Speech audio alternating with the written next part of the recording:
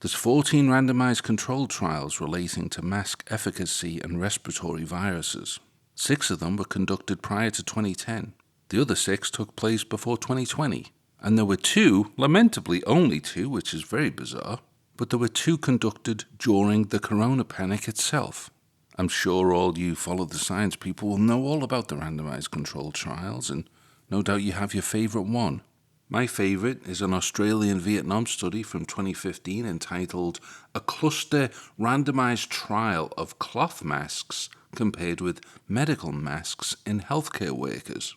It features pages upon pages of diagrams and flowcharts and pie charts and multicoloured bars with blocks of colour and swirly bits and Egyptian hieroglyphics and calculations and algorithms and a variety of equations. But let's just jump to the conclusions and I'll read it for you. It says this study is the first randomised controlled trial of cloth masks and the results caution against the use of cloth masks. This is an important finding to inform occupational health and safety.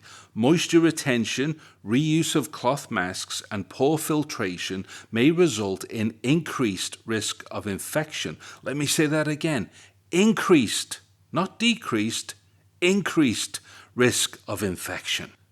Further research is needed to inform the widespread use of cloth masks globally. However, as a precautionary measure, cloth masks should not be recommended for healthcare workers. I repeat, should not be recommended for healthcare workers, particularly in high-risk situations, and guidelines need to be updated. The Australian-New Zealand Clinical Trials Registry.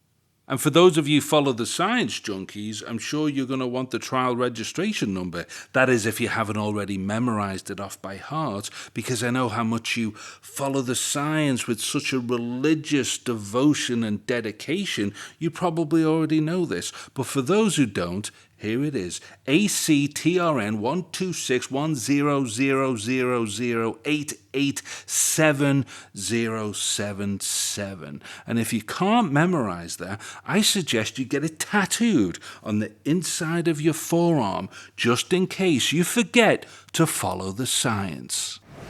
We follow the science. Of course, that's just one of the 14 randomized controlled trials in existence. Are you shocked that there's only 14? You should be, especially considering we just went through this crazy global corona panic where people were forced to wear masks in order to go and get groceries and enter public spaces and so on and so forth. And some countries made people wear masks outdoors. Surely you would expect a deep reservoir of scientific literature to back up such a public health policy, wouldn't you? Well, I'm sorry to disappoint you, but there's only 14. And there was only 2 conducted during the corona panic itself. And what do they say when we pool them all together, when we do a meta-analysis of all of the trials? Well, thankfully, that's exactly what the Cochrane Library did. And for those of you unfamiliar with the Cochrane Library, they are considered to be the gold standard of medical researchers, and their findings are used by governments around the world to dictate public health policy and medical practice.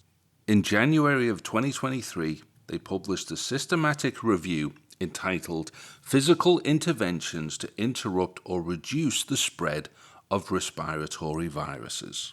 The lead author of this paper is one Tom Jefferson from the Oxford Centre for Evidence-Based Medicine. They reviewed about 78 randomized controlled trials in total. And despite what many people who don't really read anything critically are telling you, those 78 randomized controlled trials do not all relate to mask efficacy. It relates to all sorts of other PPE trials and studies. Let's look at the latest publication from Cochrane Collaborations, and they looked at over 500,000 participants in 11 new randomized control trials and cluster RCTs, and they brought the total number of randomized control trials to 78. And RCTs are the only way you can prove anything in science, so the data that's associational, that's being thrown out to support masks, is basically dog dirt. As I told you, there's only 14 randomized control trials relating to mask efficacy and respiratory viruses, and all 14 are mentioned indeed in this paper. In terms of medical or surgical masks, the authors concluded, and I quote, 10 studies took place in the community and 2 studies in healthcare workers. Compared with wearing no mask in the community studies only, wearing a mask may make little to no difference, I repeat, little to no difference, in how many people caught a flu-like or COVID-like illness. Now, what about the N95 respirators that so many people deeply believe in?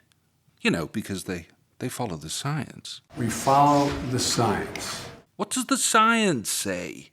Well, according to the Cochrane Review, they stated the following, quote, 4 studies were in healthcare workers and 1 small study was in the community.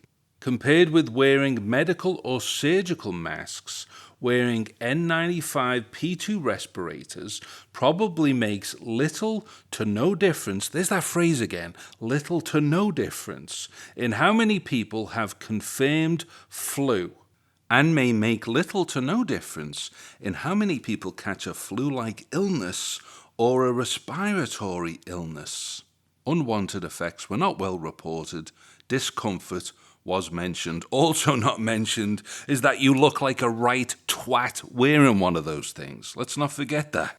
So if your entire worldview comes courtesy of corporate PR puppeteered mainstream media talking points, what I just told you there will likely disorientate you a bit and induce some level of cognitive dissonance. Even though I'm quoting the actual science that you are repeatedly told by twats on the TV like Justin Trudeau that they follow. We follow the science. Well, they clearly don't follow the science, do they?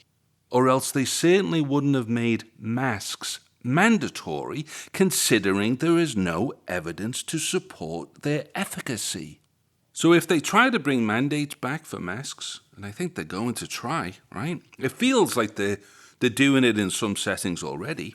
I'm just going to let you know that I'm not going to wear one. So if you see me in public and you're all complying and wearing masks like fucking lemmings, and you're wondering why I'm not, well, now you know. Because I don't want to insult my own intelligence, especially considering I have so little of it to begin with.